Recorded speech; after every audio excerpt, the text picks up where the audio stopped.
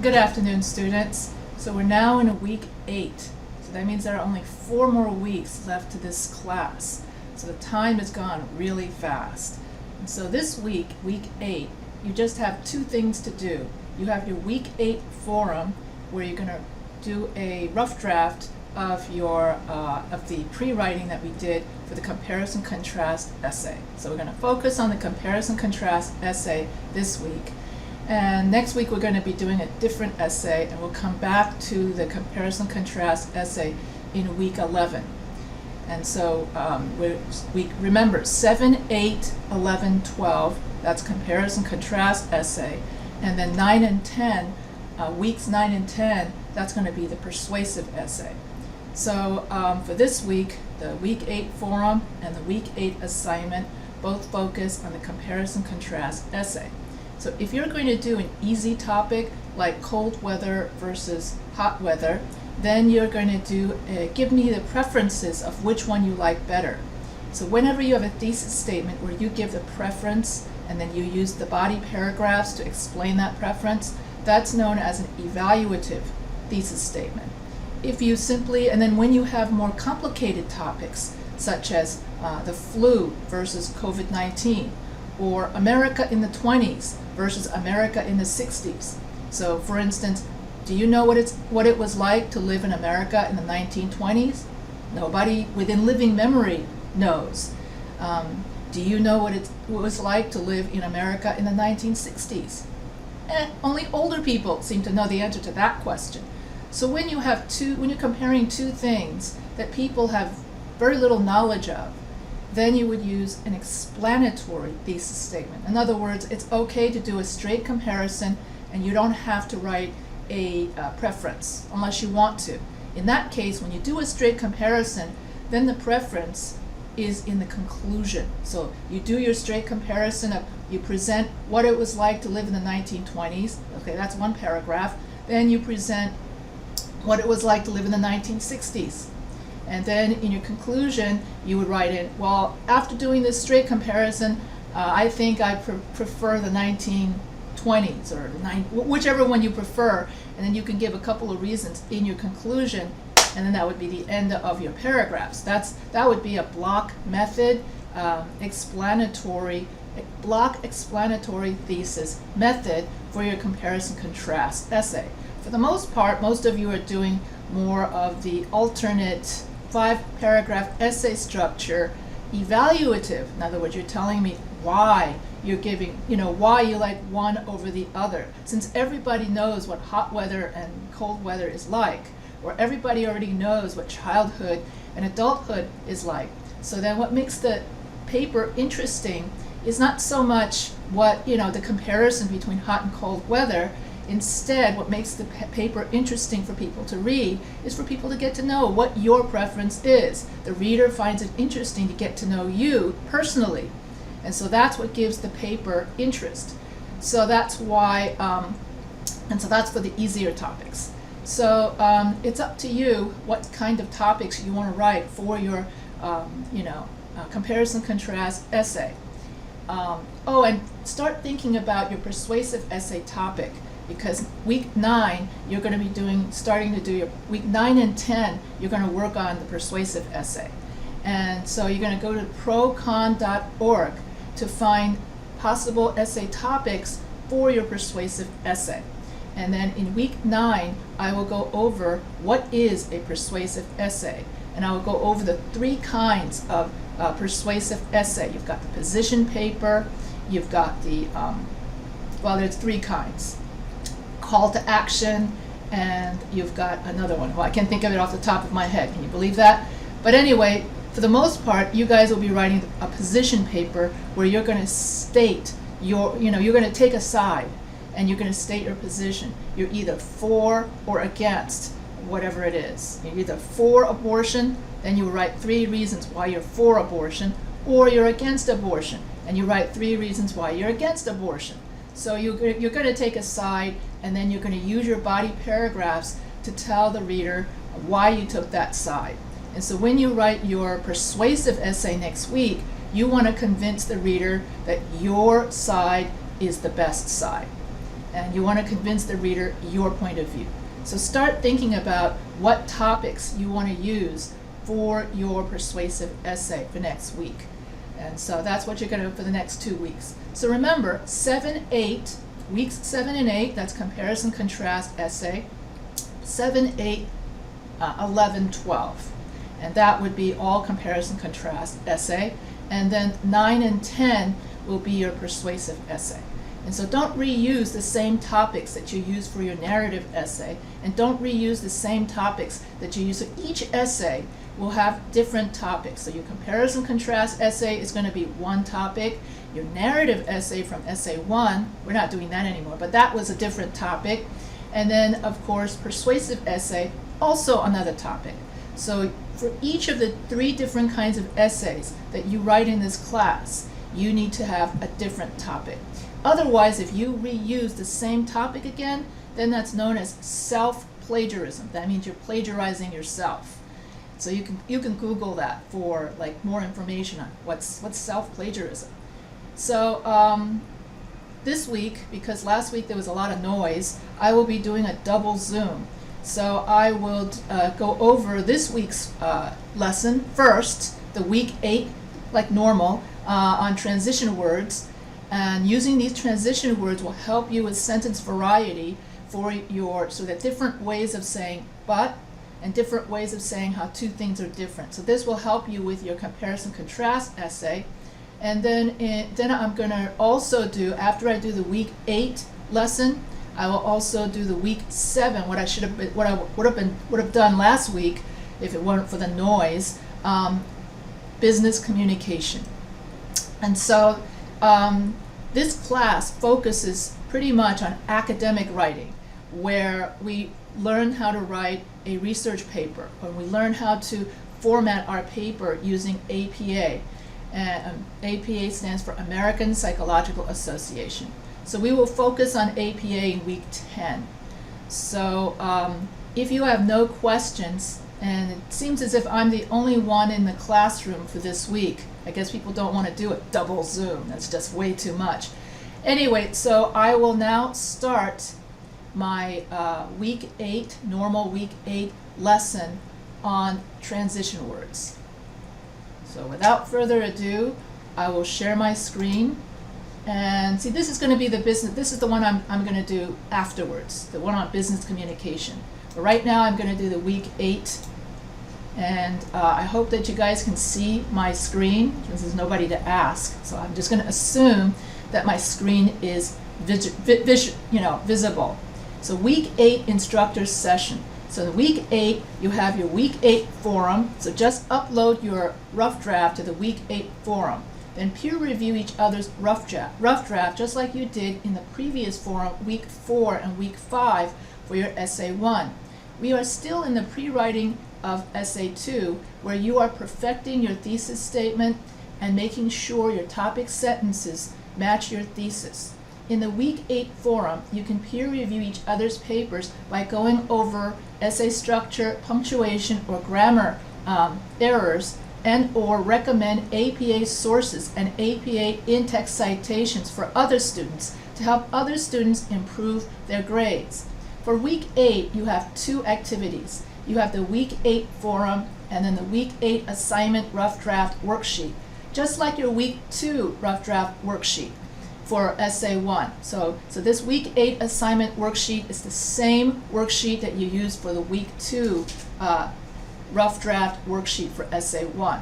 And so here's a review of your week 2 worksheet. So your working thesis. So your working thesis is your main, so here is a sample worksheet. So you can see how this works. So your working thesis, your thesis statement is the main point, and it's located as the last sentence of your introductory paragraph. So thesis, fruits are better than vegetables because of their cost, nutrition, and taste. And so for your comparison contrast, so here you have cost, nutrition, and taste. And so these are the 3 reasons why fruits are better than vegetables. Because fruits cost less than vegetables, because fruits have more nutrition than vegetables, and fruits taste better than vegetables. And so here you have your 3 reasons of your thesis.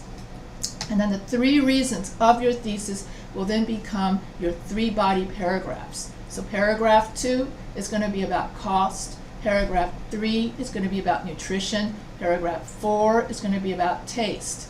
And so here you have body paragraph 1, cost. Fruits are cheaper than vegetables. So this is the topic sentence of body paragraph 1. So that your topic sentence, which is the first sentence of each paragraph, matches your thesis statement, cost, cost. And then underneath your topic sentences, you have your supporting details. And so the topic sentence of each paragraph talks about the main idea of that paragraph. And then after the topic sentences match the thesis, and then the supporting details or the supporting sentences match the topic sentence. So if your topic sentence is fruits are cheaper than vegetables, then you want to elaborate with 3 supporting details as to why fruits are cheaper than vegetables. And then you would write apples, pears, and strawberries are all cheaper than vegetables. And then you have fruits taste better than vegetables. And then you write the 3 reasons why fruits taste better than vegetables. So this is the topic sentence, and then the topic sentence is always the first sentence of the paragraph. It's the main idea of the paragraph, and then the rest of the supporting sentences will then support and match the topic sentence. And so why do fruits taste better than vegetables? Because fruits have natural sugars. Fruits, you can combine fruits with chocolate. You can combine fruits with caramel. And so therefore fruits taste better than vegetables. Who ever heard of chocolate lettuce, right? Whereas you can have chocolate apples, chocolate covered apples taste really good. And so here fruits taste better than vegetables. And then nutrition. Fruits have more nutritional value than vegetables, because a lot of vegetables is just a lot of water. But fruits have vitamin C, antioxidants, and vitamin A, making fruits more nutritious than vegetables. So if fruits taste better and they're cheaper and they're more nutritious, then you should have more fruits than vegetables. And so here, these are the 3 reasons why this person likes fruits rather than vegetables. And so when we talk about our preferences, this is known as an evaluative thesis statement, because you're evaluating which item you like better. And then for an explanatory thesis statement, then you can go to the announcements, and I gave a whole bunch of topics, like America in the 20s versus America in the 60s. And one student is doing parenting in the 90s versus parenting now. And so some people weren't even born in the 90s. So therefore, you have to describe to them, well, what was it like in the ancient 90s versus right now? And so because you have people who don't know something about a particular period in time, that's when you have to explain to them, well, in the 90s or in the 20s or in the 60s, America was like this, this, this, and this. That's why it's called an explanatory thesis statement, where you got to explain what something is like. And so when you have a more difficult topic and people don't know certain things, and then you can have a straight comparison. You don't have to tell your preferences unless you want to. And then if you do choose to do your preferences, you could write it in the conclusion for an explanatory thesis statement. So for instance, if you're going to write COVID-19 versus the flu, most people don't, well, at least in the beginning, most people don't have a preference. Usually you don't want either of them. So in that case, we don't need to put a preference. So some topics do not require preferences. So that's why you have 2 different kinds of thesis statements that you can choose from. And so, and then in the conclusion paragraph, in the first sentence, you simply repeat the thesis statement, and then, or restate the thesis statement, and then you have 5 sentences that summarize the highlights of your essay, and you give the reader a takeaway lesson of what do you want the reader to take away from your essay. What last impression do you want the reader to have of your essay? What was the point of reading your essay in the first place? That sort of thing. And what do you want the reader to do about your topic? For instance, if you could have a call to action conclusion where you tell the reader you need to get up off your couch and you need to go and protest for social justice, or you're selling a product, you need to go to the store and buy my product because my product is the best. So when you have a call to, there are different kinds of conclusions, and for academic papers it tends to be a summary conclusion where you just summarize what you wrote.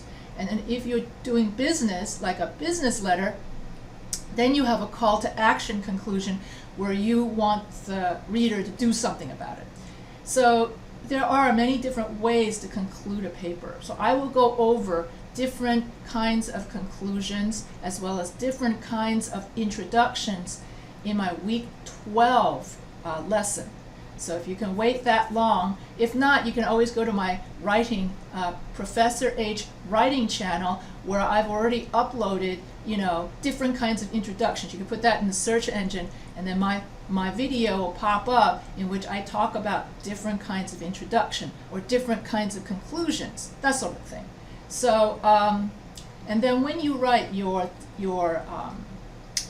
comparison contrast essay, you can either use the block method or the alternate method. And both of these methods are explained in your textbook, where they have the chapter on how to write comparison contrast essays.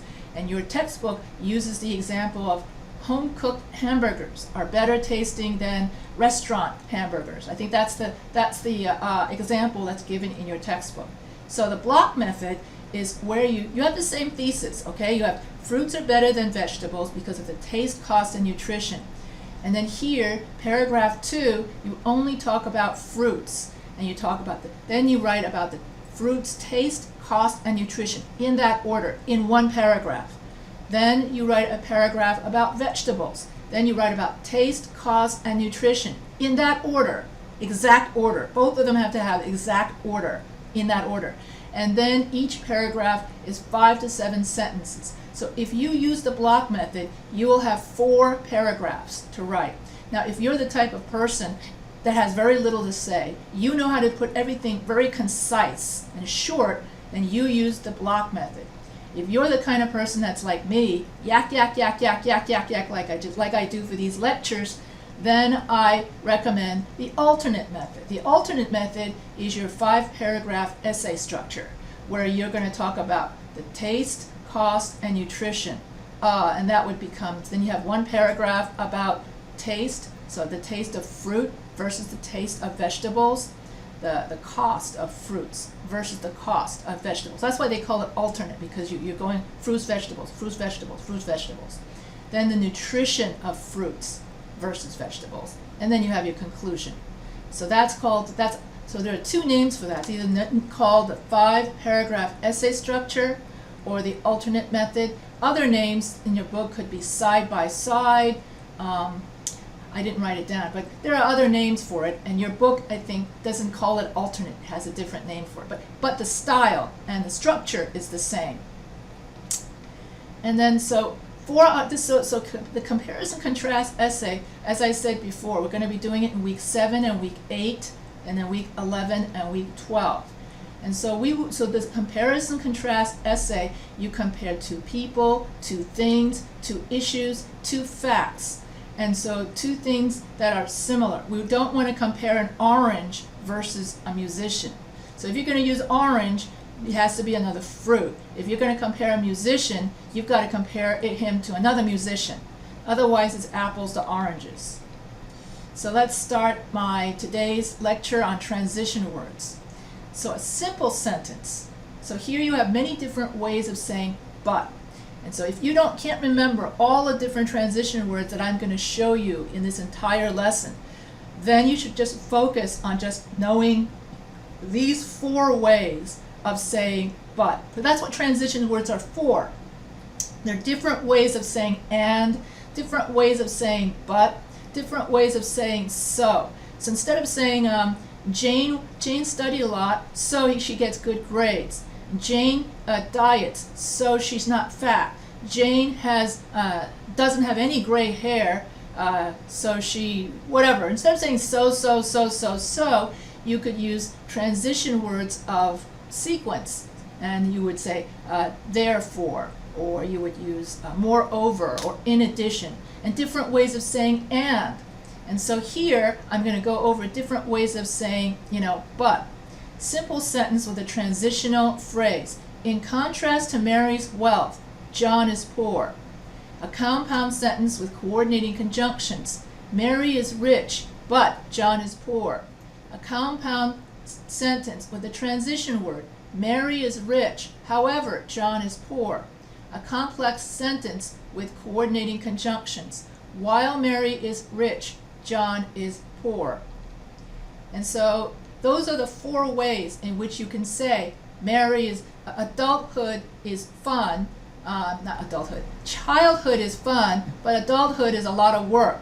So then you could say, in contrast to childhood, adulthood is a lot of work. Then you would have adulthood is a lot of work, but childhood is fun. Or you could say childhood is fun, however, adulthood is a lot of work. Or you can say while adulthood is a lot of work, childhood is a lot of fun. So these are the 4 ways in which you can say express how being a child and being an adult are different. Instead of constantly saying as a child, as a child, as a child, as an adult, as an adult, as an adult.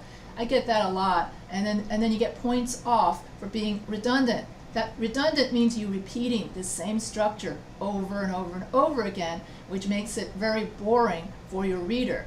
So if you can use sentence variety, such as this, just remember these 4, then your copy, that is your essay, will pop. That means it'll sound more interesting. So here is transition words in comparison contrast essay. What are transition words? Another name for transition words are conjunctive adverbs and also adverbial conjunctions. So transition words or conjunctive adverbs tell when, how, what, and to what extent an action or verb is done. Conjunctive adverbs, that is transition words, show addition, comparison, contrast, example, summary, and time sequence by linking sentences and paragraphs. Adverbial conjunctions, that is transition words, add depth and coherence to text. Oftentimes they act as transition words to help guide a reader through a writer's ideas, signaling a contrast or comparison or supporting an idea. Adverbs end in ly, but there are exceptions like today and now. The question is, when do we use commas with conjunctive adverbs? Conjunctive adverbs act as comma magnets. Normally we use a comma when a conjunctive adverb is at the beginning of a sentence to signal a transition to another idea. And so here are your transition words. And so I always recommend to students that they Google themselves a transition word list. And that way, when you get stuck, when you notice that you're saying but, and so in every single sentence, then you can look at your list. And so here, addition. So transition words of addition. These are all different ways of saying and. And then transition words of contrast. These are all different ways of saying but. And then transition words of order. This is all different ways of saying so, okay? So instead of saying and, so this is and, but, so. Different ways of saying your coordinating conjunctions. So that way you don't sound like you're in 2nd grade. And then emphasis. This just means that most important, this is similar. Emphasis and addition are very, very similar in use because you're adding on to the idea. And so a lot of the transition words of emphasis can also be used in a similar way as a transition word of addition. So why do we use comparison, contrast, transitions?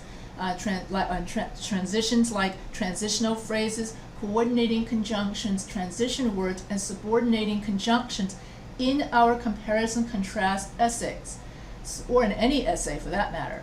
So when we write any kind of essay, we want to have sentence variety. We don't want to repeat the same words over and over again. And transition words give writing coherence. That is, they help you to move smoothly from one idea to the next. In addition, a variety of transition words adds interest to the essay. In this lesson, we will practice using transition words that will give your comparison-contrast essay more interest. So transition words easily allows the reader to follow your ideas or argument from one point to the next. Examples of transition words include coordinating conjunctions, subordinating conjunctions, and conjunctive adverbs. When we transition from one paragraph to another, we can use these transition words. Example, cats are better than dogs because cats are more independent. So when you write your thesis statement, notice how cats are more independent, cats do not bark, and cats are easier to maintain. So here you can use semicolons to separate the three sentences. Why would we use a semicolon? A semicolon is another way of, it's a shortcut for saying and, okay? And so when you have sentences that are very interconnected with each other, so instead of using a period, you would use a semicolon to show that to make it flow smoother and to show that your sentences flow from one sentence to the other. If your sentences are about different topics, then you would write a period. And so when we use a transition word, here's a way in which you would write paragraph 2. First, cats are more independent. Then you would write second, cats do not bark like dogs. Third, cats are easier to maintain. So here is one way in which you could use sequential, sequential transition words to tie your paragraphs together.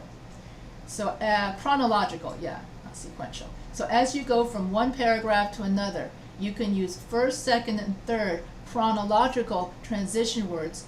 And another name for these transition words are transition words of time, or conjunctive adverbs of time. So, and also as you transition from the last sentence of one paragraph to the first topic sentence of the next paragraph, you can use a transition word of similarity or a transition word of opposition. So in the above example, I used a transition word of opposition. In the following section, I will talk about how you can use many different kinds of transition words. So here are the first batch of transition words. So here, transition words of similarity.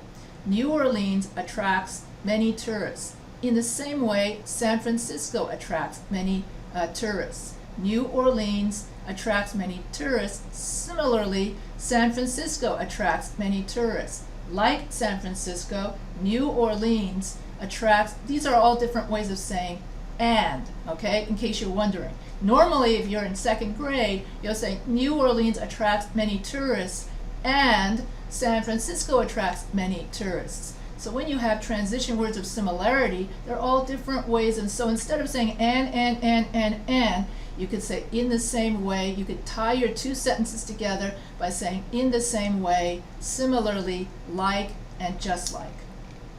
And these are all different ways of saying and, okay? So New Orleans and San Francisco. So here's some more and words. See, here I even give the example, and. Ecuador ships out a lot of bananas, and it is an exporter of oil. So if you've used already a gazillion ands already, so instead of using and all the time, you could say furthermore, moreover, likewise, in addition, also. So these are all known as transition words of addition and also known as transition words of similarity. And so those are all different ways of saying and. Now you want transition words of opposition and difference. And these are all different ways to say but. So instead of saying Mary is rich, but John is poor, and instead of saying but all the time, you could say Mary is rich, however John is poor.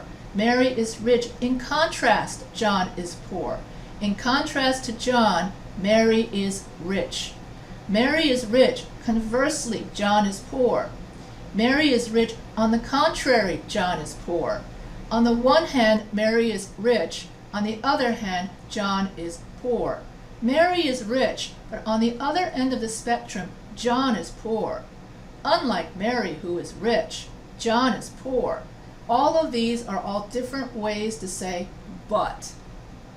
Here are more ways, so many different ways to say but. It just shows you that people have more ways to say but than they do and, which means that people disagree more than they agree. I always find that so funny. But anyway, Mary is rich. Similarly, John is poor. Mary's wealth differs from John's poverty. A clear difference between the two is Mary's wealth and John's poverty. Although Mary is rich, John is poor. Even though Mary is rich, John is poor. Mary is rich while John is poor. Mary is rich, yet John is poor. Mary is rich, nevertheless, John is poor. Unlike Mary, John is poor. I think I have that already. Unlike, yeah, that's repeated. Anyway, compared to Mary's wealth, John is poor. So all of these are different ways to say but. And so here you have more examples of different ways of saying and then here you have different ways of saying, I think this one, similar to, just like, those are all different ways of saying and then different from, compared to, and unlike, those are different ways of saying but. And these are all simple sentences, because here you have a subject, verb, adjective, subject, verb, adjective. So all of these are simple sentences. Now, you can also use transition words in compound sentences. And so here you have your one independent clause, then you have your coordinating conjunction, and another independent clause. So that's known as a compound sentence when you have two sentences joined by fanboys. And you can also join compound sentences with conjunctive adverbs, such as in addition, moreover. But notice the punctuation. If you're going to use transition words, you have the choice of either putting the period after the first sentence or a semicolon. But what's the difference? And like I said before, when you use a semicolon, it means that it ties these two sentences together. In other words, you will read it like this: Ecuador ships out a lot of bananas. Moreover, it is an exporter of oil. So if you want the reader to read it in a very connected way, we would use a semicolon. It means that the two sentences are interconnected. You always have to have you always have to have a comma after your transition words. And then if you just want the reader to stop, Ecuador ships out a lot of bananas. Stop. In addition, it is an exporter of oil. So it's up to you as the writer. Do you want the reader to stop, or do you want the reader to keep reading on? That's the power that you have if you use correct punctuation. You decide how the reader reads your text, and then this influences the effect of your essay. Here, the second sentence, it flows. If you want your sentences to flow together, like in a thesis statement, you would use semicolon. If you want your sentences to just be stop, stop, stop, then you use a period. And there's no right and wrong read. There's no, well, which way is better? Which is the right way to do it? There's no answer to that. It's all up to your personal style. You choose which way you want to do it because you decide how your reader reads your text. So there's no right and wrong answer to that one. And so here, these are all different ways of saying and, okay? New Orleans attracts many tourists in the same way. So here you have transition words with compound sentences.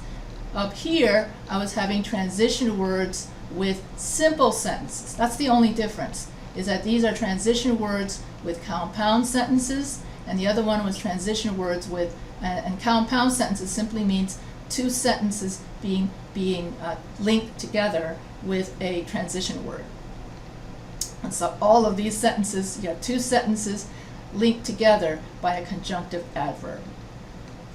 And these are all different ways of saying and these are all different ways of saying but. And then you have transition words in complex sentences. And so when you have transition words in complex sentences, here you have a dependent clause and then you have an independent clause. And so that means that when you have a complex sentence, you have a subordinating conjunction that renders your independent clause dependent. So remember from the week 7 quiz, I said that if I simply said, although Mary is rich, and I just leave it like that, that's a sentence fragment. Especially since Robert is fat. That's also a sentence fragment, because words like especially or although especially is an adverb clause, and although Mary is rich is a subordinating conjunction dependent clause. So the way in which you complete the thought, and it's not a complete thought. So in order to complete that thought, so if you say although Mary is rich, then you have to say John is poor. And so John is poor is the independent clause that completes the thought. So when you have a dependent clause with an independent clause together as one sentence, so this is review of your week 7 quiz, that's known as a complex sentence. And if you, the writer, you decide how you want, what kind of sentences you want in your essay. Do you want the reader to read it? And this I did go over for week 7. I do remember I think I had a student in the class who was confused about this. And I told her that if you have a complex sentence, the although Mary is rich is less important sentence, John is poor is the important sentence. If I go back to the compound sentence here, Mary is rich, nevertheless John is poor. These two sentences have equal importance. So if I'm the reader, I would read it as Mary is rich, nevertheless John is poor. Both sentences have equal significance. But what if I want to say, although Mary is rich, John is poor, and therefore I put more emphasis on one sentence than another sentence. So therefore, you, the writer, you decide, do I want the reader to read it fast, or do I want more emphasis or less emphasis on certain sentences? And you're thinking, who cares what emphasis anybody reads on what sentence? Why should that matter? It matters when you start doing creative writing, when you start writing poetry, and you want to emphasize a certain idea over another idea, and that's what makes your writing pop, is if you know how to manipulate how your reader reads your text. You can manipulate which ideas are more important and which ideas are not important. And so that is how writers, through time, influence public opinion. So that's just something, and that's called writing style. So knowing your punctuation and your sentence structure allows you to develop your own writing style. And then you guide the reader as to how they read the text. So that's why it's so important to know punctuation, not just because you want to get a good score on your essay, but also because you can then manipulate and you, the writer, control how the reader feels at any given moment as the reader reads your text. It's just like Twilight Zone, where they say that now you're in our Twilight Zone, and during this next half an hour, while you're watching our show, we are going to da-na-na-na-na-na-na-na, and we control what you feel. We control what you see, that sort of thing. So it's the same thing with writing. So you get to control how the reader reads. And then, so here you have transition words. So you can have transition words for simple sentences, transition words for compound sentences, and transition words for complex sentences. That pretty much sums up this entire lesson of every kind of sentence in English has its own transition words, has its own way of saying transition words. Another wrap up is that all the transition words are just different ways of saying and. That's the transition words of similarity. Different ways of saying but, those are the transition words of opposition. And different ways of saying so, those are the transition words of those sequence. I don't think I've done those yet. I think those are upcoming. Different ways of saying so. And then you've got in your conclusion. So when you're about to get to the last sentence of your paragraph, then you would use these, they're known as summative transition words, and I don't have that here. Okay, so by the time you reach either your conclusion paragraph or the last sentence of your body paragraph, then you would use transition words like all things considered, to summarize, in short, to sum up, all in all. So those are the kind of words you use in your conclusion paragraph or in your concluding sentence. That is the last sentence of your paragraph as you transition into the next paragraph. And so if I had students here, I don't think I have students to practice with. Nope. So here, if I had students, then I would have, students practice what they just learned. All right, so transition words of cause, condition, and purpose. These are different ways of saying if. So instead of saying if, you would say John always knows where the emergency exits are to leave the building in case of a fire. And in case of, for the purpose of, in the event that, so long as, on the condition that there, in the hope that, in order for, in the case there, are all different ways of saying if. So here, John always knows where the emergency exits are to leave the building in case of a fire. John always knows where the emergency exits are to leave the building for the purpose of what to do in a fire. John always knows where the emergency exits are to leave the building in the event that there is a fire. So all of these are different ways of saying if. If can come either at the end of the sentence or at the beginning of the sentence. And if the if clause, it's known as the if clause. If the if clause is at the end of the sentence, no comma. If the if clause is at the beginning of the sentence, you have to have a comma. So beware that if you use an if clause, you have to have this. It has the same punctuation rules as dependent clauses, because if clauses are dependent clauses. Because if is a subordinating conjunction, and every time you add a subordinating conjunction to an independent clause, you render it a dependent clause. And therefore, if the dependent clause is at the beginning of the sentence, we have a comma, and if it's at the end of the sentence, no comma. So these are all different ways of saying if. Now, transition words of example, support, and emphasis. So these transitional devices, like especially, are used to introduce examples as support to indicate importance, or as an illustration so that an idea is cued to the reader. Okay, translation, different ways of saying and. I know, you're like, what? So it's more and, okay? So we use and so much. We don't realize that we would go and there's so many different ways of saying and. So in 2020, many people were not aware of the seriousness of COVID-19, and students at USC were caught having large parties, not wearing masks or social distancing. So you don't want to keep saying and, so you would say, for example, students at USC. Or you could say, in other words, students at USC.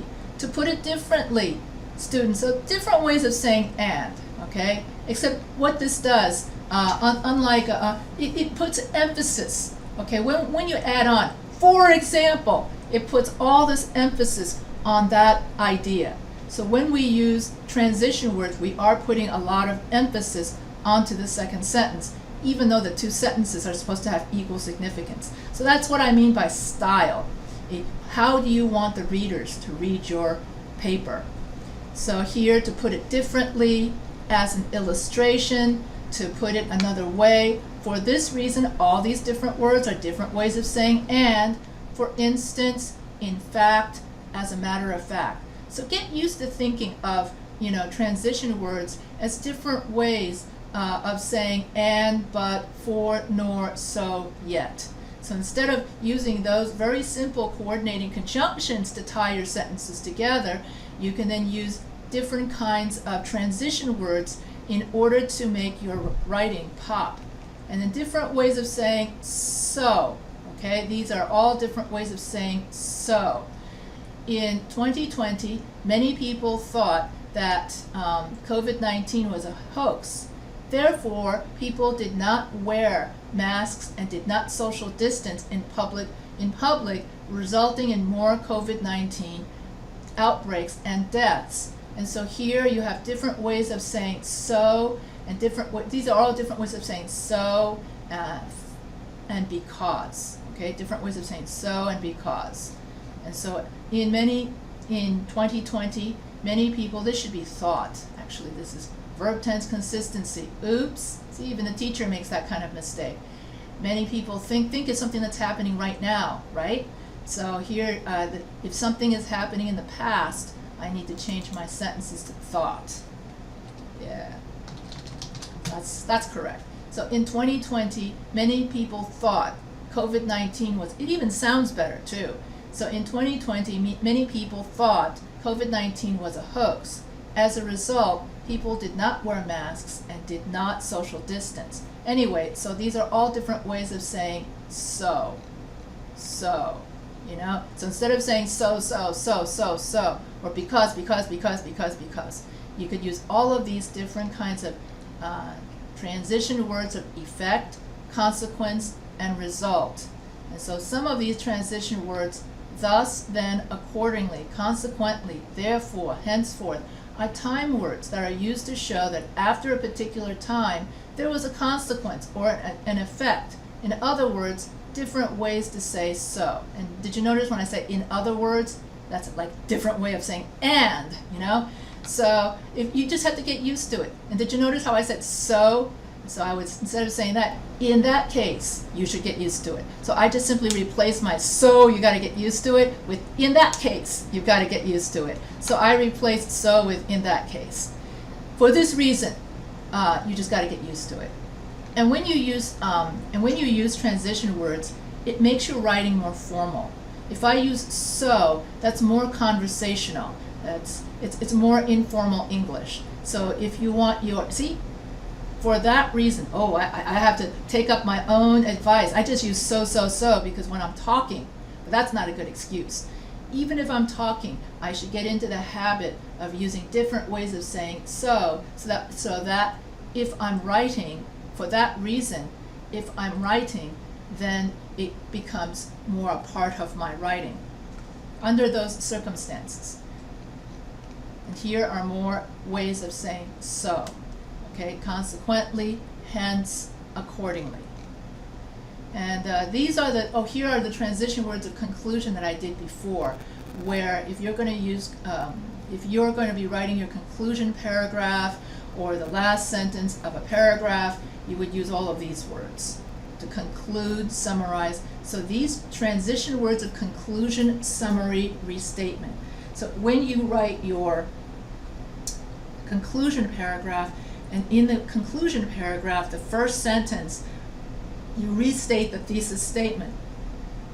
Then you would use a transition word of conclusion before you restate your thesis. So you would say, to conclude, smoking is bad for one's health because smoking causes lung cancer, throat cancer, and stomach cancer, or something like that. So to conclude, we are lucky that there are now vaccines to mitigate the effects of COVID-19. In the final analysis, we are lucky that, and of course, some people don't want to take a vaccine. So anyway, whatever it is, okay, whatever your topic is, you would write to conclude, in the final analysis, in closing, to summarize, in the long run, as has been noted, in conclusion, in short, when you're starting to finish your essay or you're at the end of your essay. And then transition words of time, chronology, and sequence. These transitional words, like finally, have the function of limiting, restricting, and defining time. They can be used either alone or as part of adverbial expressions. And you always have to use a comma after a transition word of time. Today, comma, everyone knows the seriousness of the war in Ukraine. Now, comma, Zelensky is fighting to save his country. So at the present time, Putin has invaded Ukraine. From time to time, the news the news broadcasts the casualties of Ukraine. Sooner or later, I hope there will be world peace. To begin with, it will take a lot of effort to get Zelensky and Putin to negotiate a treaty. Up to the present time, the war continues in Ukraine. As soon as there is peace between Ukraine and Russia, the world can celebrate and the world economies can recover. So these are all different ways of transition words of time, chronology, and sequence. How can we use transition words to transition from one paragraph to another? So I use pie structure. So when I use pie structure, P is the main point from the thesis statement. I is the in-text citation. E is the explanation of that in-text citation in 5 sentences. And so P is your supporting sentence, in-text citation. So when you do for your essay 2, you are required to have one APA in-text citation and one APA reference citation. And you have 2 kinds of in-text citations. An in-text citation tells the reader where you got the information from. And so anytime that you have any kind of numerical, historical, scientific fact in which you take stuff from research, from a researcher, especially numbers, any kind of numbers, you have to cite where that came from. So you would put the author, the date, and the page number. Now, if you cite it directly, like word per word, that's known as a direct quote. So you would put quotation marks, the author's name, the date, and the page number. If you paraphrase your quote, you don't need quotation marks, you just need the author and the date. So even if you summarize it in your own words, you still have to cite the source. So that's known as an in-text citation. In other words, it's inside the text of your paper. So this is what a pie structure paragraph is. I always tell students, if they use in-text citations, to use only one in-text citation per paragraph.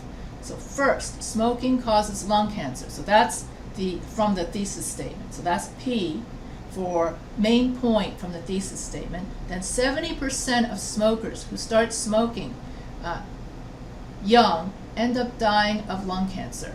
And so that is one in-text citation. So you have the pi, P, main point, I, one in-text citation. Then you have E, explanation of that in-text citation. Then you have 5 sentences that explain, well, what do you mean by everybody dies young when they smoke? So then you explain what you're talking about, and then that pie structure paragraph becomes your entire body paragraph. So the next five sentences are all supporting sentences that support your main idea that smoking causes lung cancer. So you would have Dr. Smith explains that if as a teenager a person starts smoking due to peer pressure, a person has a higher chance of dying of lung cancer than a non-smoker. Dr. Smith claims that the majority of lung cancer deaths can be avoided if people do not start smoking or if people quit smoking right now. So if someone offers a cigarette, politely refuse them. In addition meaning and, lung cancer is not the only cancer a person can get from smoking. So here I'm transitioning into the next paragraph. So lung cancer isn't the only cancer you can get from smoking. So then you would say, in addition, or you would say, in addition, as you pivot to, people can also get throat cancer. And that's how I pivot to the next paragraph, which says, second, besides lung cancer, smoking causes throat cancer. So now I have smoothly transitioned from paragraph 1 to paragraph 2. And then I have my throat cancer is a common ailment among heavy smokers. So now I'm into the next paragraph. So you notice how I said, in addition, lung cancer is not the only cancer a person can get from smoking. So people can also get throat cancer. So I should put that in. So people can also get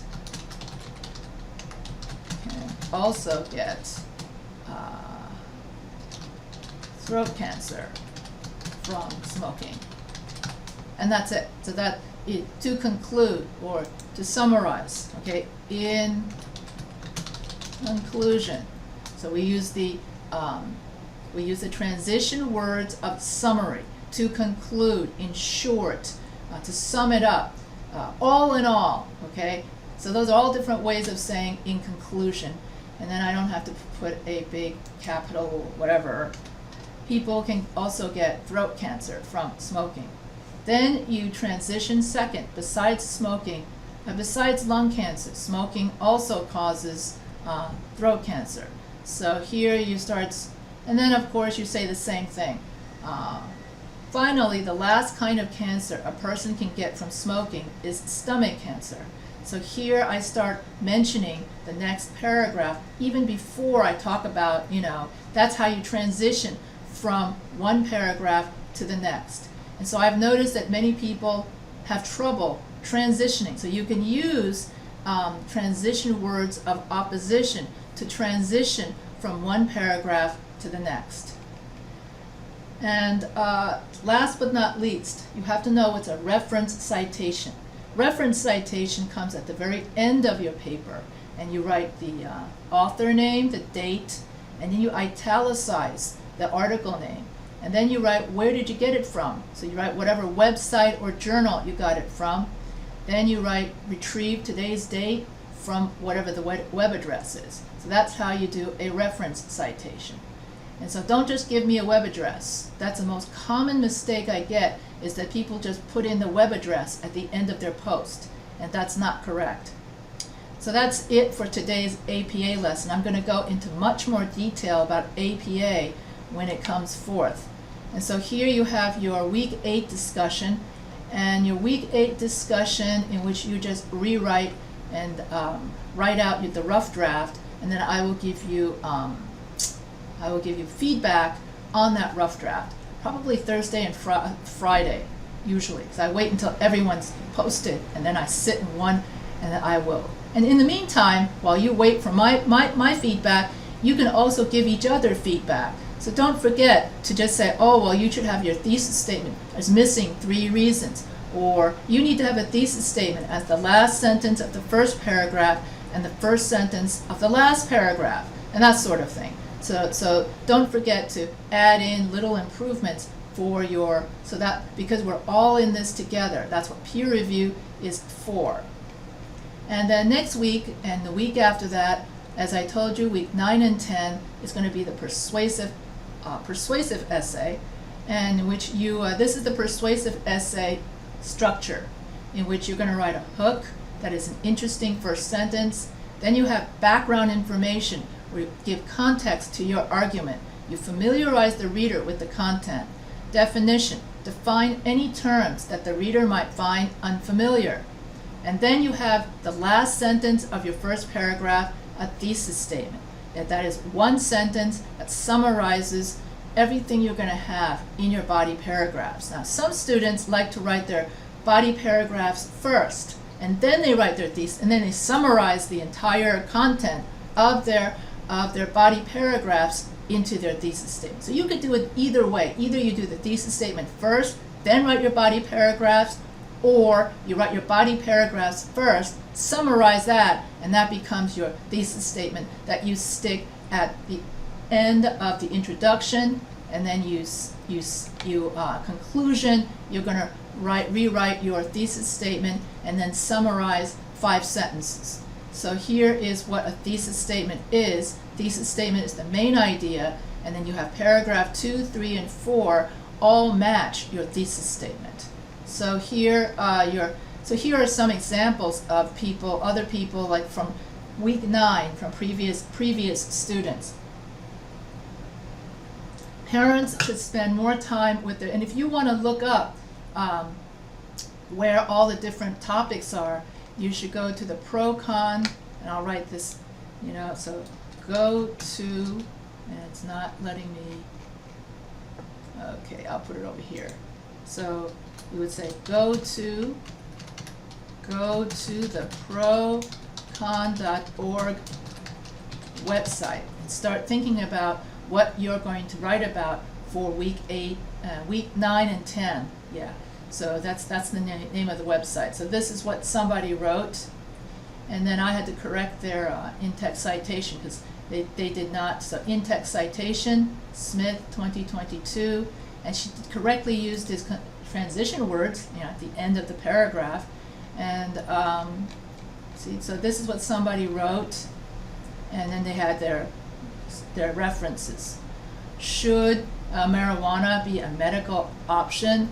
And then someone had their thesis statement with reason 1, 2, and 3, and then it became 1, 2, and 3. So he had good essay structure. He had good essay structure. He had his 3 reasons.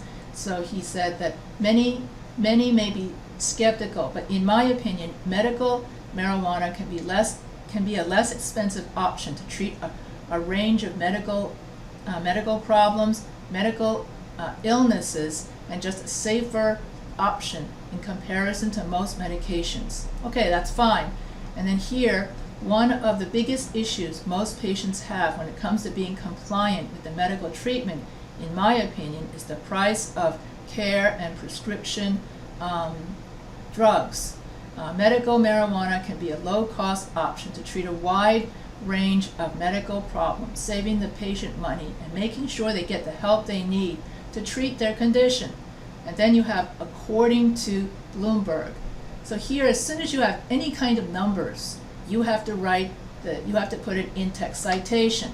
So here, the average American spends about $1,200 a month on prescription drugs. And if the person has cancer, that cost can go up to $10,000. I could tell you right now, I wouldn't be able to afford $10,000 for cancer. It would just wipe me out. I would completely go broke. But that's beside the point. Basically here, if you have any kind of numbers, like dollars, you have to cite the source. So this student did not cite his source. That's why it's in red. And so then you have to put beginning quotation mark and an ending quotation mark. That would be week 5. Remember your punctuation for dialogue, beginning quotation mark, ending quotation mark. And then you have to have author, date, and page number. So that's how we would write any kind of numbers for your in-text citation. Then the cost of medical marijuana can be between $200 and $400 a month or less, depending on the quantity or quality of time of year. Who, according to who? Who says it's $200 to $400? What's your source? Did you just make it up off the top of your head? So if you don't have a source, and that means then it becomes unreliable, like Wikipedia. The reason why Wikipedia is not a reliable source is because Wikipedia does just this. It gives you facts, but it doesn't tell you where it came from. Therefore, it's not a reliable source. So that's why you have to have, when you use any kind of numbers, you have to put in the in-text citation. And here, studies from marijuanadoctors.org. And so originally, he had it like this. That was the original studies from. And then I said, well, what year? Okay, by who? So then you got to put in, and who did these studies? Because many articles would say, research shows that smoking causes cancer. And I'm like, whose research? Who did the research? According to whom? So it should be like Dr. Smith, 2020, states. That's valid, okay? You have to have the author, the date, and the page number to prove. And then you got to make sure that if you use ChatGPT to write your papers, ChatGPT can give you false sources, that is, sources that don't exist. So we also don't trust ChatGPT to give us sources. Okay, we still have to do it the old-fashioned way, as you find the sources online, you go to Google Scholar, you go to your online library, and you find the peer-reviewed sources. So even though ChatGPT may seem like a shortcut, ChatGPT is okay for outlines, brainstorming, coming up with ideas, that sort of thing. But when it comes to actual research and actual finding the sources, that you still have to do on your own, because ChatGPT has given people fake resources. It just hallucinates. And I think that ChatGPT 5, they say that in the future ones won't do that anymore. But right now, the free version of ChatGPT 3.5 you can count on that. It's just like Wikipedia. You could use it for brainstorming, like if you get stuck, or if you want it to write an outline. Write an outline for why dogs are better than cats, and it will write you an outline. So it's good for idea formation. But beyond that, if you want real research, you still got to do it the old-fashioned way. And so here, these are the common mistakes that people make. You know, they would talk about the numbers or medical facts. Here you have the U.S. has a huge opioid crisis. Opioids are constantly prescribed and are highly addictive and have devastating side effects. This is a medical fact. So if you have a medical fact, you have to cite the source. Because says who? Who says that marijuana is less addictive? Where are your sources? Prove it. And so having your in-text citation answers the question of prove it. And then this person actually had an excellent conclusion. And so here you have even more topics, you know, that I'll let you read. And this all came from procon.org. Okay, so all of this, and procon.org this is a bit old, you know, because it's still talking about is there a vaccine for COVID-19? Then you know this is old. But I think, I remember when Roe versus Wade was overturned earlier this year, and so many students wrote their opinion. Some people were for it, other people were against it. You know, whenever the Supreme Court would make some kind of decision, then suddenly it would be all over. Every single person had their opinion, whether they were for or against abortion. So that was a hot topic several months ago. So that's, see, so here our COVID, that's how you know this is old, but you know, if you go to procon.org, they will have the latest. See procon.org, so that kind of stuff. And the next week I will talk about, that means we're reaching the end of this topic. And so preview for week 9 and 10 lecture, I'm just going to go over 3 kinds of persuasive essay. And week 9 and 10 we're going to be writing. So week 9 you're going to write an outline of your essay, and then week 10 you're going to write both your final draft and your rough draft together. You know, so I'll go over next week. I'll go over how to use a counter-argument paragraph, how to use a rebuttal paragraph, how to avoid bias in your paper so that you can have a fair and balanced paper, and how you can have, and then I'll go over all 3 kinds of, you've got the position paper, you've got the call to action paper, and I couldn't remember the last one for some reason. I was blanking out at the very beginning. I was going, what was it again? And the 3rd kind is problem solution persuasive essay. And so week 9 I'll go over what is a persuasive essay, and then in week 10 I'll go over APA and media literacy. And so that's the end of this. That's the end of week 8. Normally I would just finish and say, oh, well, if you have no questions, but because last week was all that noise, so now I'm just going to start the next one, right? So hold on to your britches as I share the screen, and now I'm doing last week's stuff. I'll keep this really, really short since everybody, is really tired. So here I will try to do this from the beginning. So I'm supposed to say welcome, and it's week 7 suddenly, and so week 7, this was the week 7 lecture that I was supposed to do on business communication. So here, and so in this lecture I'm going to go over the building blocks of effective messages. And so I'll go over how you would write letters, memos, email messages. I'll go over interpersonal communication, working in groups, working in other countries, business writing templates, and proposals. And so here you have the major kinds of business correspondence. You have business letters, business emails, and business memos. And why are we learning business communication in an English composition class? Well, several students asked me to create this topic so that they can learn better business writing, since this is a writing class.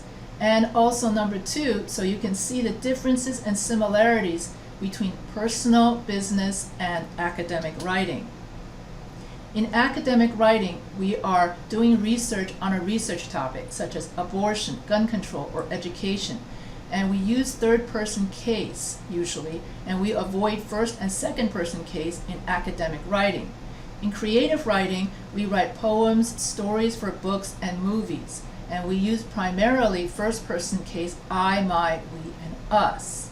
And in business writing, we are writing at the workplace, such as emails, memos, business letters, or business proposals at the office. And in business writing, we avoid using first-person case, and primarily, in business writing, it's okay to use first-person case and second-person case. You can do either one because you want to establish, if you're selling a product, you use first and second-person case so you can establish a connection with the reader to get the reader to buy your product. So that's what makes business writing more conversational than research writing. Research writing requires more formal English. So in business writing, you can use you and your all you want, because the goal of business writing is a call to action to the reader. You want to directly address the reader what to do. So that's the main difference. In academic writing, you're simply telling the reader what happened. You're exposing the reader to the facts, and you're educating the reader about the facts. So that's academic writing, whereas business writing is more of a call to action. So in the conclusion of a business letter, it's always a call to action conclusion paragraph where you're saying, come buy my product, or come visit my company, come do business with us, or hire us, we're the best. Okay, so in business writing, you want the reader to buy your product or hire you. And in academic writing, your purpose is simply to inform, educate, or persuade the reader. Although business writing also, you're trying to persuade the reader, but then you want the reader to do something, not just sit there and digest information like in research. And so when we do business writing, we want to build goodwill. And we want for a business correspondence is an essential tool for the day-to-day operations of a company. So if you have good business writing skills, you can help the organization communicate with each other efficiently.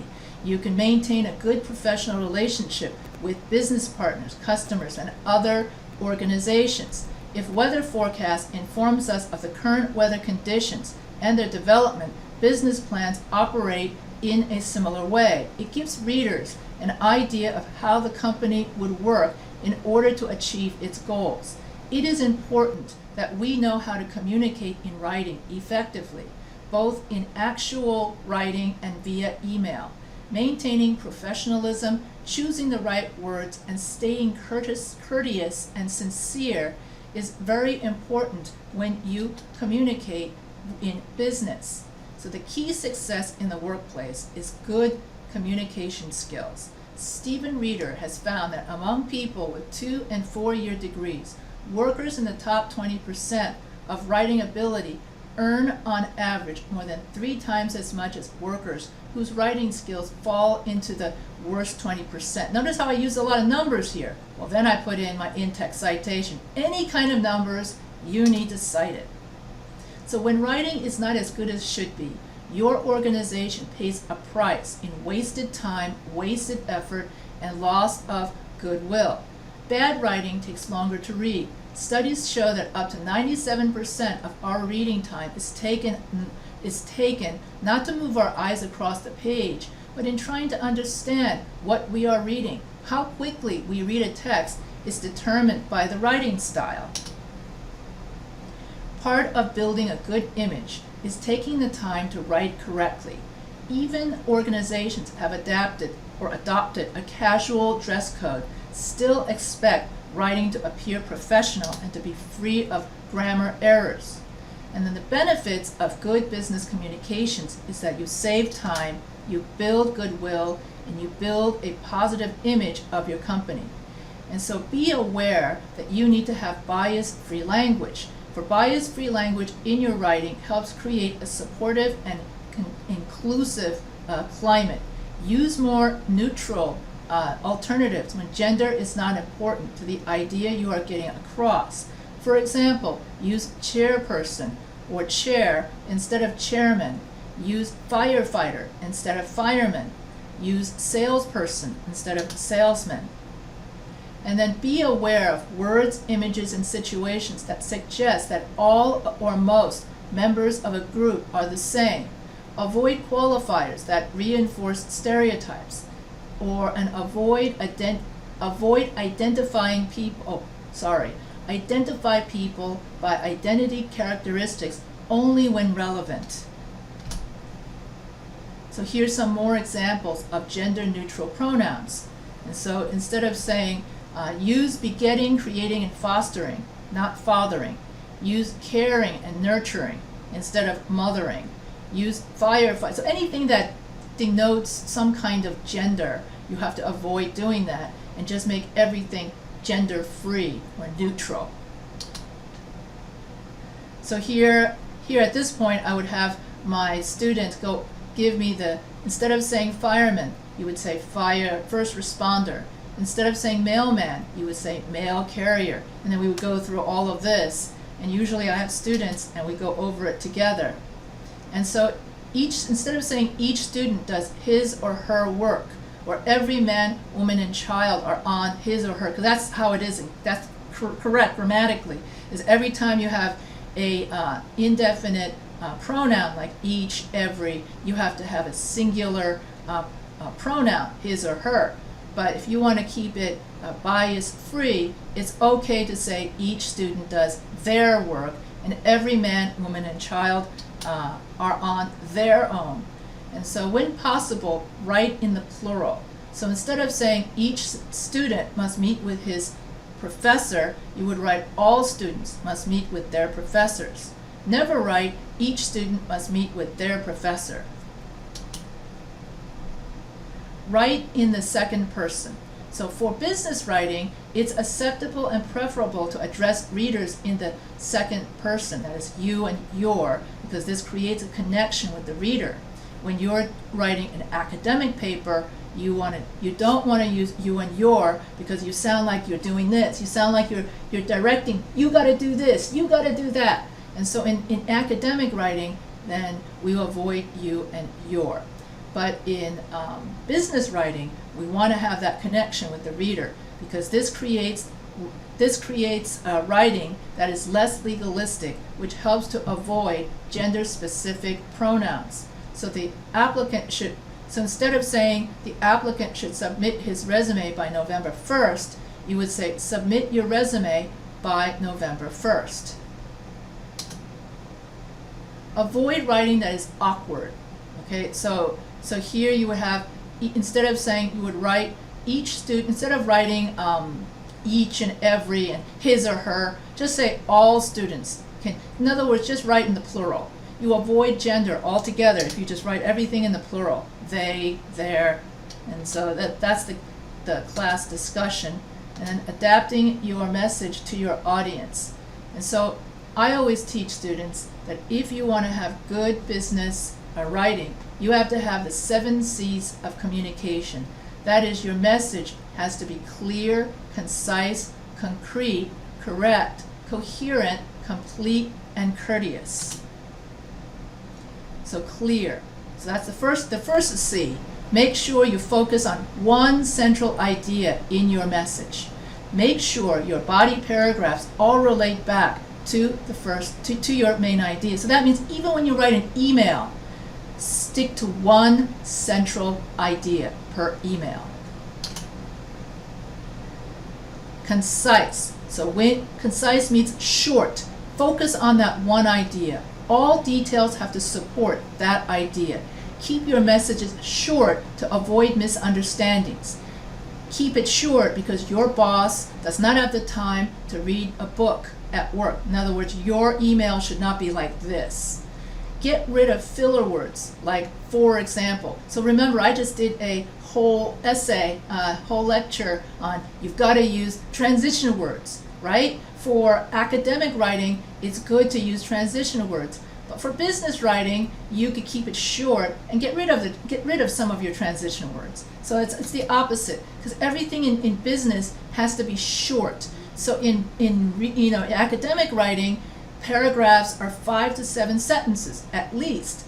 But in business writing, your paragraph can just be 2 sentences. Especially if you're writing for the web, you don't want to have long sentences on the web, because people's eyes get tired when they're reading online. So therefore, paragraphs for reading online for a web page should be like 2 or 3 sentences. So in business writing, you want to keep it short and one idea. Focus on one idea. And you want to make sure that you have no grammar errors. So use Grammarly. Make sure it's coherent and logical, that all your points are connected and relevant to the main idea. Complete. Make sure that you have a complete message and a call to action. And by all means, be courteous. That means it's inclusive. So then I usually would, talk about it.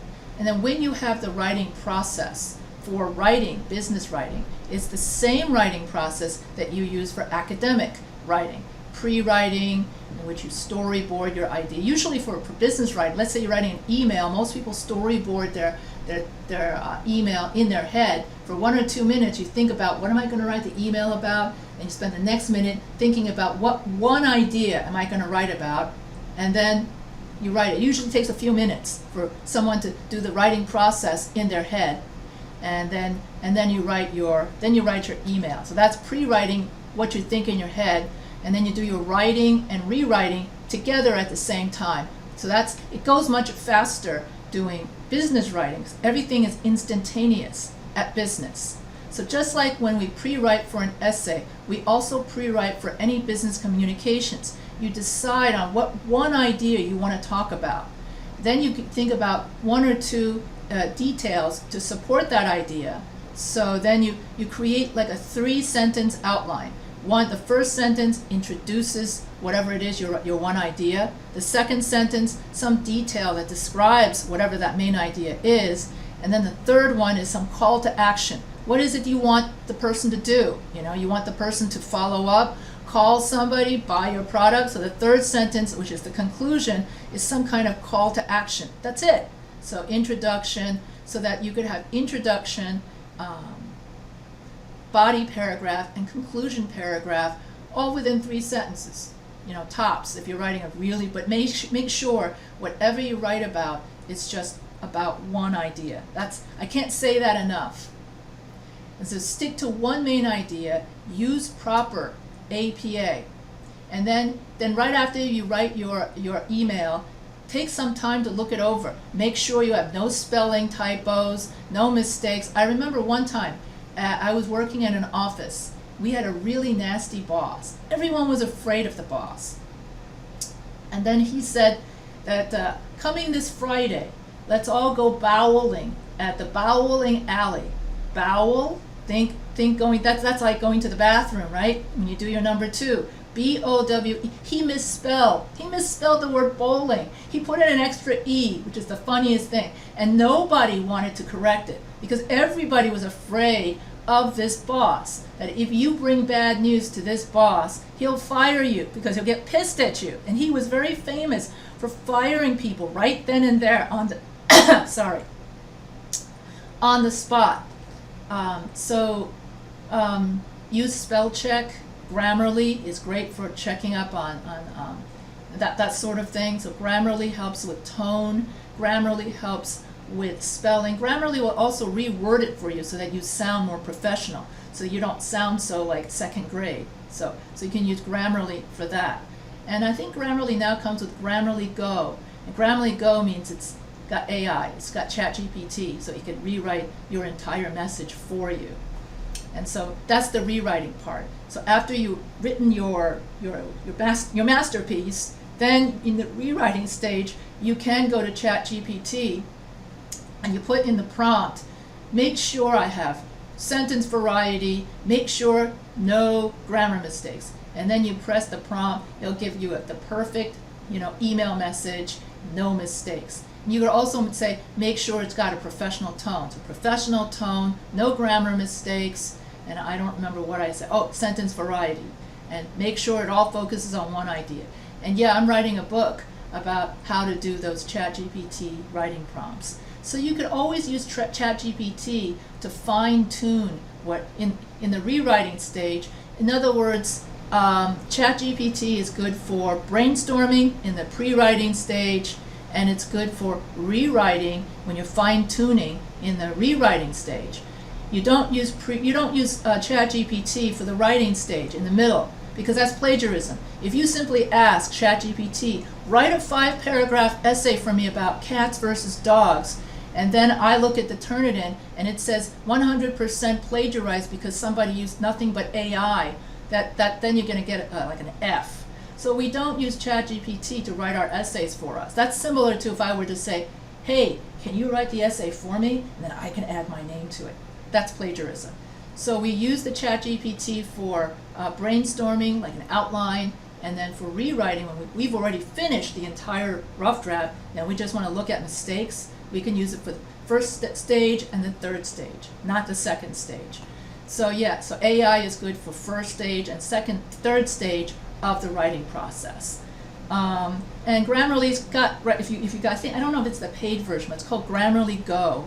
And so yeah, you can also go to WordTune. That also helps you rewrite. If you want better sentences, you can go to WordTune or Quillbot. Any of those AI will help you fine-tune your writing. It's just like, as long as you use ChatGPT in the same way that you use Grammarly, then you're good to go. So how to solve business communication problems? You understand the situation, you analyze the situation with analysis questions, and you brainstorm solutions. Use words that are familiar to people. Avoid big words that people may not understand. In a sentence, keep your subject and verb together. Use parallel structure, and you can use you as a call to action for the reader. So parallel structure means that if I said, John likes shopping, eating, and sleeping. So ing, that is parallel structure. We don't say John likes to eat, sleeping, and to go shopping. So you have to, or ing. That's parallel structure. So John loves to sleep, to eat, and to sleep. Or John loves sleeping, eating, and shopping. So you don't mix and match. Ing, or to, or adjective, adjective, noun, adjective, noun, adjective, noun. John loves loud people, red sweaters, and funny people. I don't know, I just thought of adjective, noun, adjective, noun, adjective, noun off the top of my head. But make sure that your grammatical structures have parallel structure. That's important, especially for your thesis statement. And most students use the topic, opinion, then sentence, sentence, sentence. So make sure your sentences have parallel structure. And so you make sure that each paragraph, this is more for your essay or a business letter, but I would say that for a business letter, 2 or 3 sentences. Make sure each paragraph has 2 or 3 sentences. Use transition words, use verbs, write in active voice, not passive voice. Passive voice is good when you write a science paper. So when I do the week 11 lesson, where I go over what is a science paper, then it's okay to use passive voice. So I will go over that in week 11. What is the writing process in the workplace? Okay, we would have gone over that if there were anybody here. Positive and negative. So how do you give bad news at work? So let's say you want to tell a worker, you have very low, the way you speak is so annoying to people, okay? So you have bad news to give on somebody's job performance. Do you just spout it out and just blurt it out and say, you speak terribly, you're a terrible worker? So that's not how you give bad news at work. So we use something called the sandwich method. First we say something nice not to the student, say something nice to the coworker. Then we give our areas of improvement or the bad news or whatever, and then you say something positive. So positive, negative, positive. So you sandwich whatever areas of improvement or bad news you have between two positive messages. So positive, negative, positive. That's how you give bad news at work. And also make sure that whatever areas of improvement you're going to give, that it's an actionable suggestion. Don't just tell the worker you suck, and then or you're a terrible worker.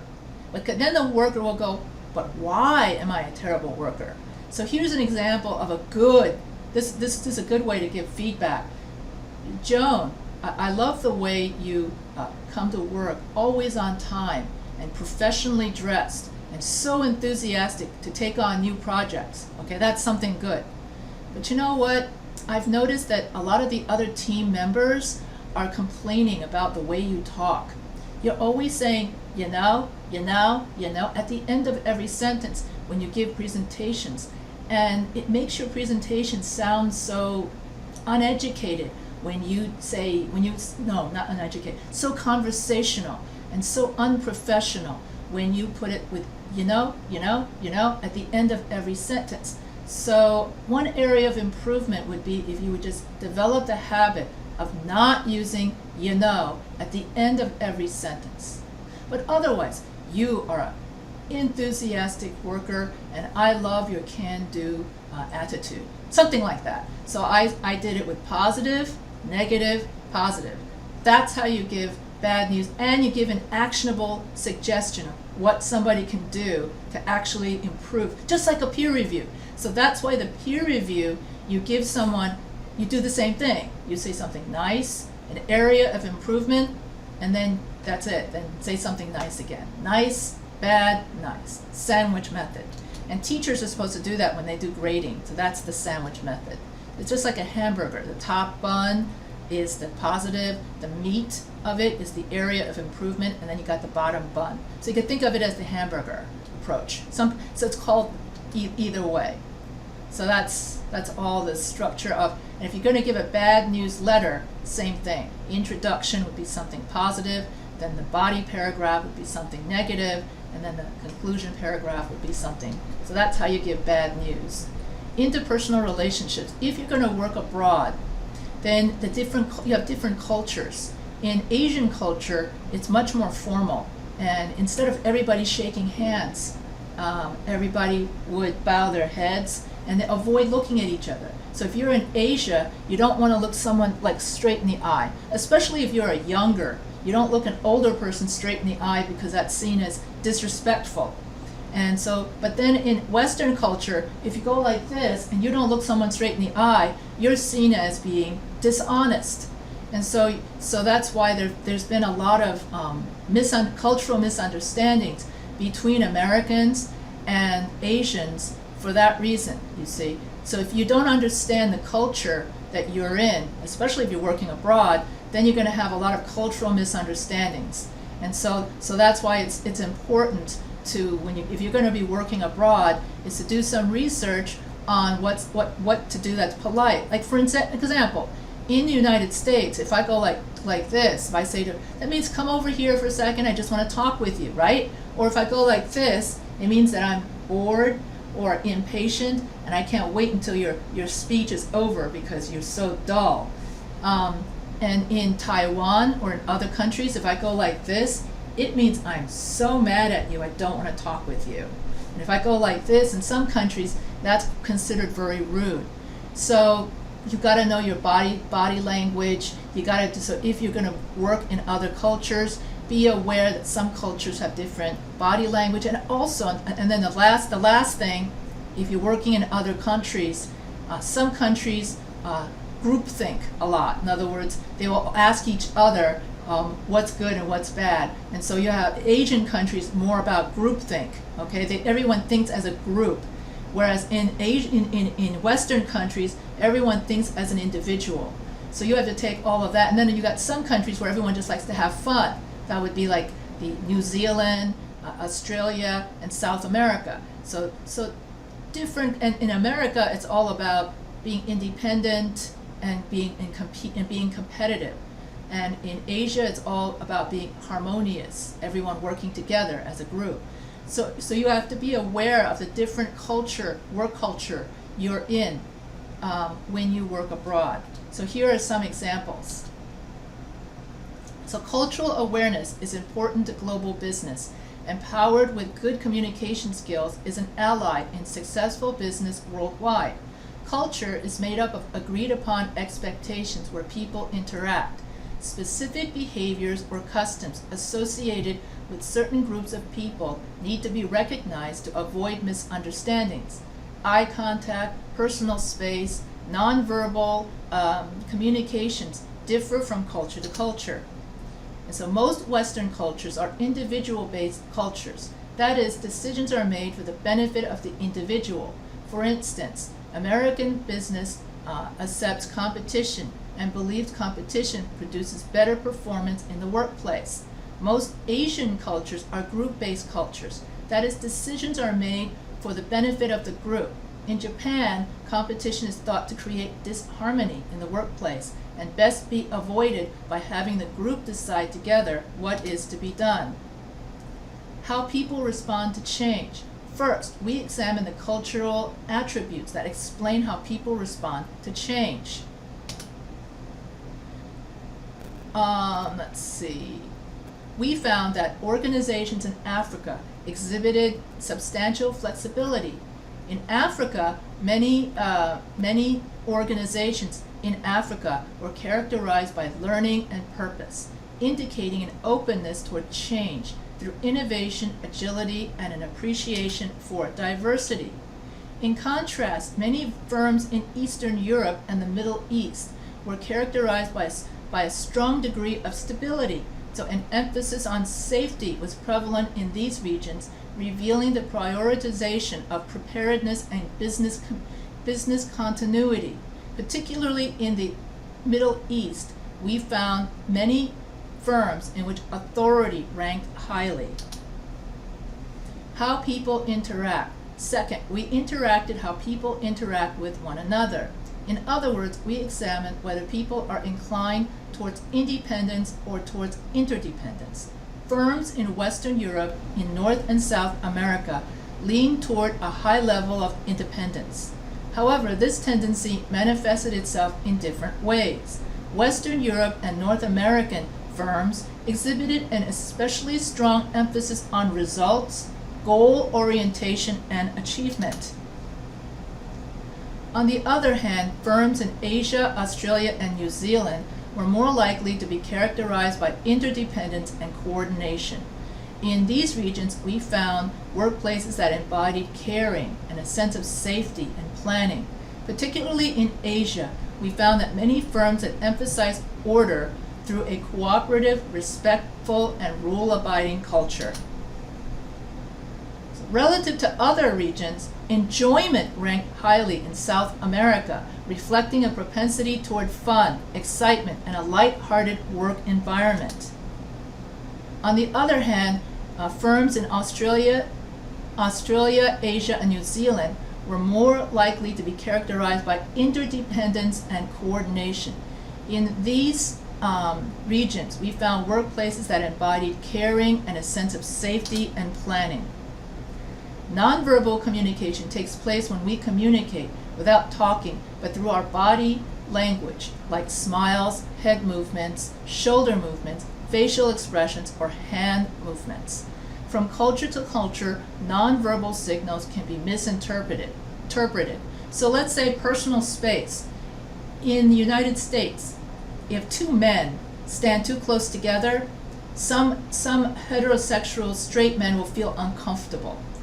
And yet in Europe, if you stand too far away from someone, they get offended. What am I, contagious or something? You know? So this is the pre-pandemic age. And in Europe, people used to kiss each other. Men would kiss each other. And it's not because they're gay. Guys would kiss other guys simply to say hello, similar to a handshake. So kissing in Europe is similar to a handshake. So that's the kind of nonverbal communication that differs from culture to culture. So you have to be aware of your different body languages and what that means. In Asia, making eye contact is considered rude. Looking downward shows respect for authority In Europe and America, avoiding direct eye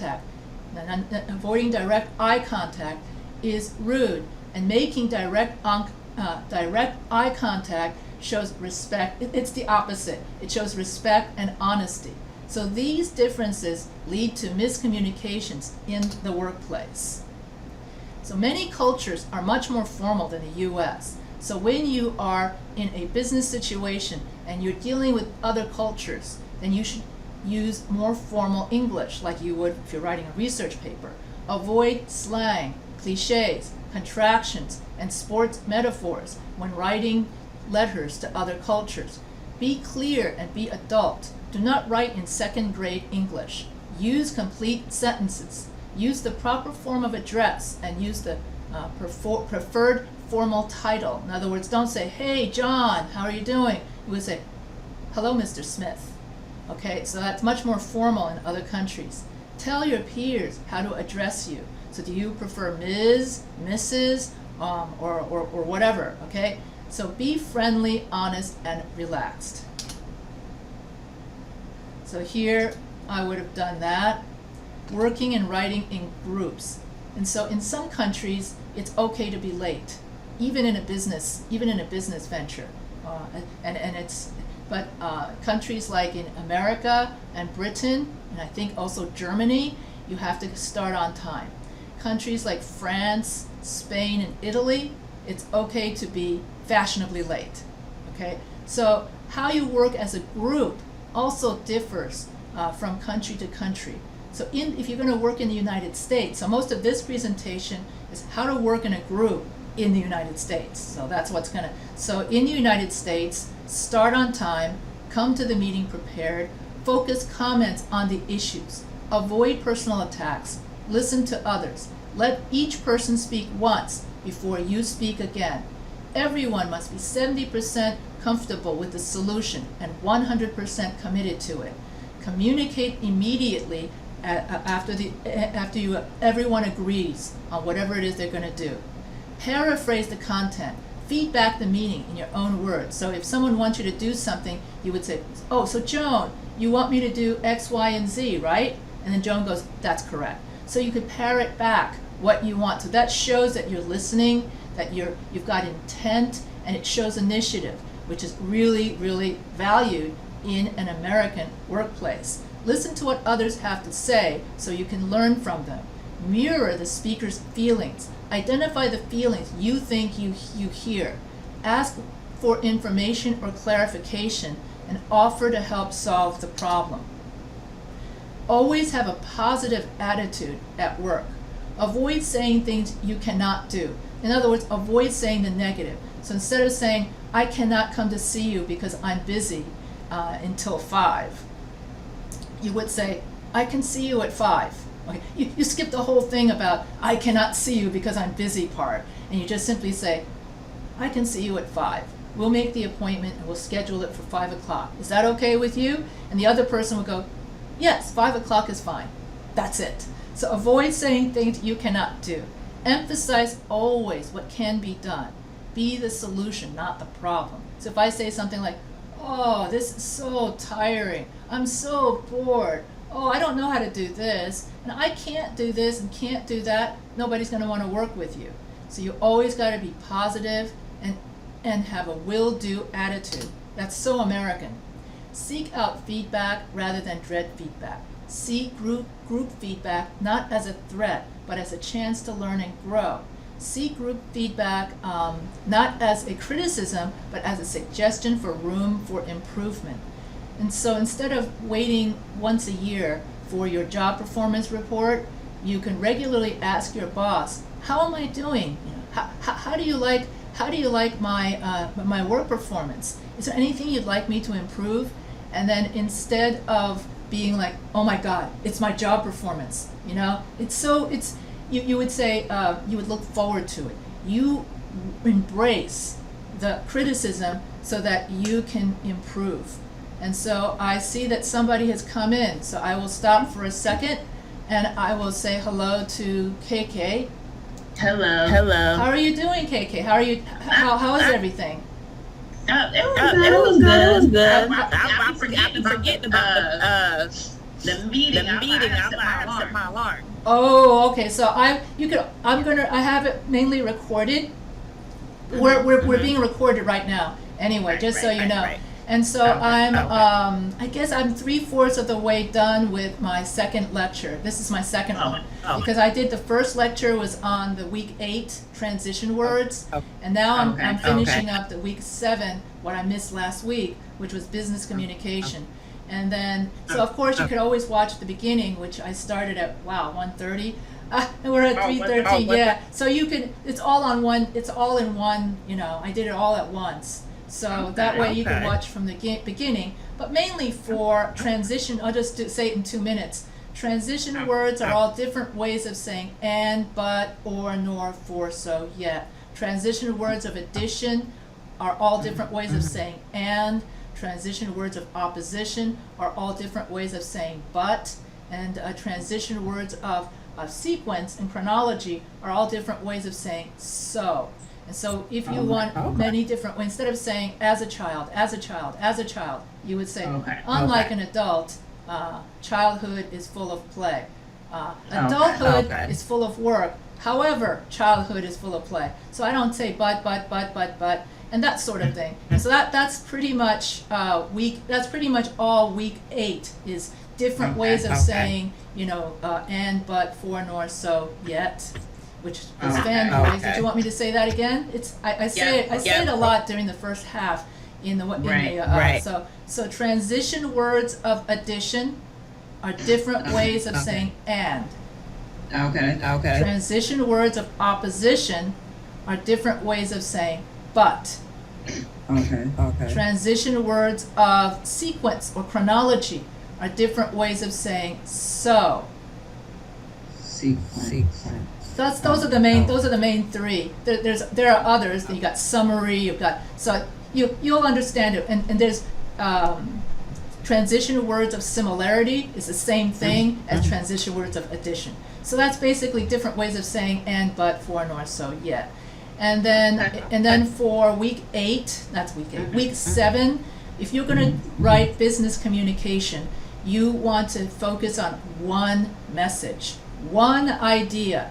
We don't, even in an email, you don't ask for 5 different things in one email. Just like when you write your essay, you stick to one idea. So your first sentence would introduce the idea. Second sentence would describe that idea. And the third sentence is a call to action where you tell the reader what you want him to do.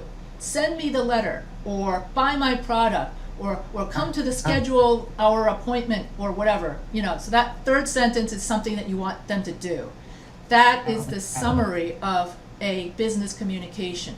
So you do have the introduction, you do have a body paragraph, you do have a conclusion paragraph, but it can be as short as one sentence. So 3 sentences can then equal, especially if you're writing an email, 3 sentences will equal introducing the topic, then the second sentence you describe the topic, and then the third sentence, this is what you're going to do about it. In 3 sentences. So we use the same introduction, body, and conclusion for everything we write, whether from email to memos, and that was going to be the next part of but you always focus on one thing at a time. It's very common for people to try to go on and on. I want this, and then put 5 different things in an email, and then somebody will read it, and all they'll remember is 2 out of 5. 3 out of 5, and then you get pissed. Wait a minute, didn't you read the whole email? Right. So that's why. So that's why, and then you have misunderstandings easily because nobody reads everything anymore, especially if you write something long. So in business communication, it's the 7 C's of communication: being concise, correct, courteous, and I can't remember the other 4, but being concise is important. Stick to the point. Your subject line should be your point. You see, people should be able to see in the subject line exactly whatever it is your main idea is just by reading the subject line. Because some people don't even bother to read your email, and they'll just only they would read the way they would read a newspaper. Okay, so you can't assume anything. So everything that's business writing in a nutshell. And then the writing process in business writing is something that you do in your head. in about 2 or 3 minutes. So in your head, you think about, okay, what will be my one main idea? Okay, what will be the description of that main idea? What is it that I want so and so to do? It takes 2 or 3 minutes to think about it, and then you just type it out. And after you type it out, most people will just send it without even bothering to look at grammar. Then you spend a minute to make sure everything is spelled correctly. Then you press send. And so I once had a boss, I was just telling, who said, let's go boweling this Friday. Boweling, B-O-W-E. And everyone was afraid of this. Nobody wanted to correct him, because he would just fire you if you look at him wrong. So everyone would laugh at him behind his back, but then nobody would want to, that kind of stuff. So you want to make sure you're not the boweling person or something like that. Or sorry for the incontinence. That person meant sorry for the inconvenience. Incontinence means you can't go to the bathroom. You don't get stuck there. So that's not what he meant by, he meant sorry for the store. He said the store is being renovated, and we are making it look new. Sorry for the incontinence. And then everybody was standing there laughing, and then nobody was telling him why. So I said, then when I told him, because in this case, English was not his first language, so he could be forgiven, for that kind of mistake. And then he turned red. Oh my God, was that what it was? And then thank you so much for, and then he went like this. And so I'm always good at correcting grammar, because are you an English teacher? And right away people could tell I'm an English teacher. Because I don't get mad when people correct because you don't. If you're not writing a lot, because I remember I ended up writing, well, what are you going to wear? And I wouldn't know where you at that part. And it was like, what are you going to wear? What are you going to wear? And I was like, okay. They were making jokes of it, like, I'm going to wear some clothes. I'm going to wear it. And I'm like, okay.